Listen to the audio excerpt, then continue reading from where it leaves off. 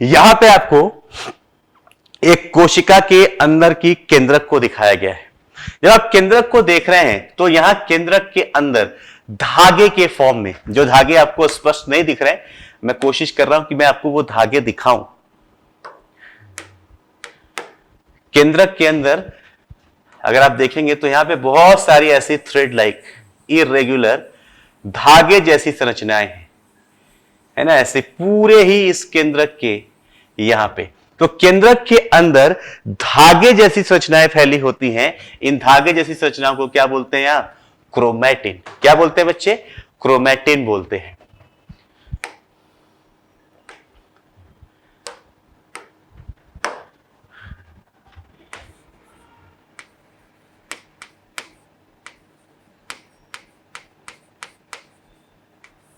क्या ये संरचना है? क्रोमैटिन थ्रेड है।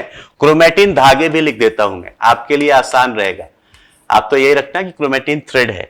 इस क्रोमैटिन थ्रेड के अलावा जब हम अंदर की तरफ देखते हैं, ध्यान दीजिएगा, अंदर की तरफ देखते हैं तो इसके अंदर हमें, यहां पे हमने सीखा ना कि कोशिकांगों के अंदर अगर उनके अंदर रासायनिक अभिक्रिया हो रही है तो कंफर्म है कि उसके अंदर माध्यम होना चाहिए। तो यहां पे इस कोशिका के जो केंद्रक है, केंद्रक के अंदर भी पाया जाता है क्या? केंद्रकीय द्रव्य।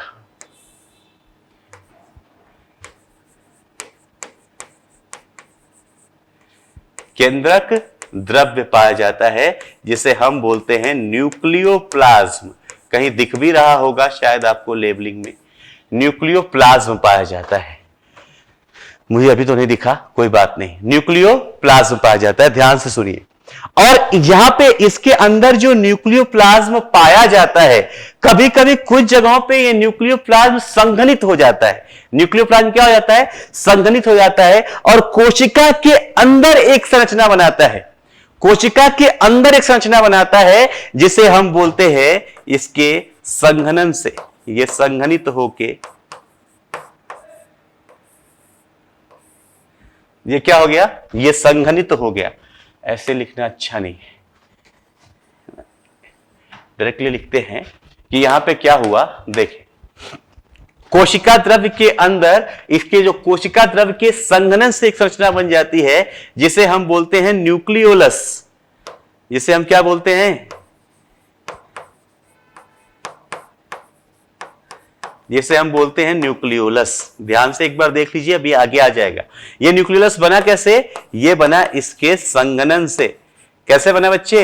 इसके संघनन से, जब ये संघनित हुआ। और यहां पे आप डायग्राम में देख रहे हैं ये जो स्ट्रक्चर बनाया गया है बीच वाला, दिस इज न्यूक्लियोलस। ये क्या है? न्यूक्लियोलस।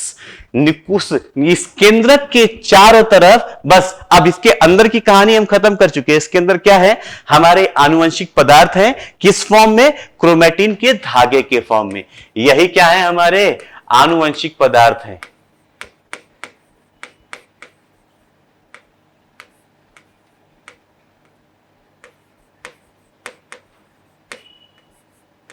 यही हमारे क्या है बच्चे? आनुवंशिक पदार्थ है, क्रोमैटिन धागे के फॉर्म में। और इसके अंदर पाया जाएगा केंद्रक द्रव्य जो संघनित होकर न्यूक्लियोलस बना रहा है। अंदर की बात खत्म।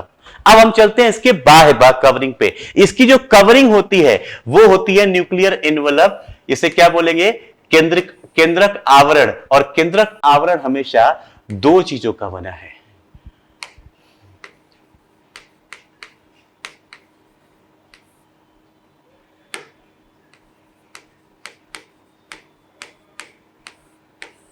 क्या है ये? केंद्रक आवरण। और केंद्रक आवरण जब हम लोग देख रहे हैं तो केंद्रक आवरण में दो सतह दिख रही है। एक तो दिखती है हमें बाहर की सतह, बाहर की, जिसके लिए क्या लिखा है? आउटर। ये द्विझिल्ली आबद्ध होता है। ये कैसा है बेटा? द्विझिल्ली आबद्ध संरचना है। जो संरचना देख रहे हैं दो कवरिंग है, एक तो होगी बाह्य और एक होगी अंदर वाली, राइट? तो एक हो गई बाह्य केंद्रक आवरण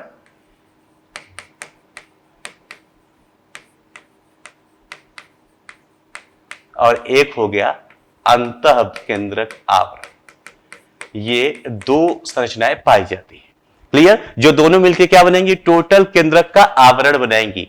यहां जब हम आवरण को देखते हैं तो इस आवरण के बीच बीच में हमें छेद दिखाई देते हैं। इस आवरण के बीच बीच में क्या? हमें छेद दिखाई देते हैं। ऐसा नहीं कि ये निरंतर है, नहीं, ये आवरण कैसे होते हैं? ये छिद्र युक्त होते हैं। इन आवरण के अंदर क्या पाया जाता है? छिद्र पाया जाता है।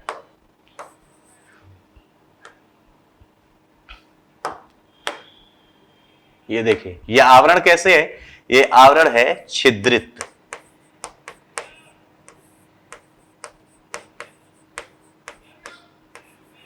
छिद्रित आवरण पाया जाता है। इसके अंदर जो छिद्र है, जो छेद है, उसे हम बोलते हैं न्यूक्लियोपोर। उन्हें हम क्या बोल देते हैं? न्यूक्लियोपोर।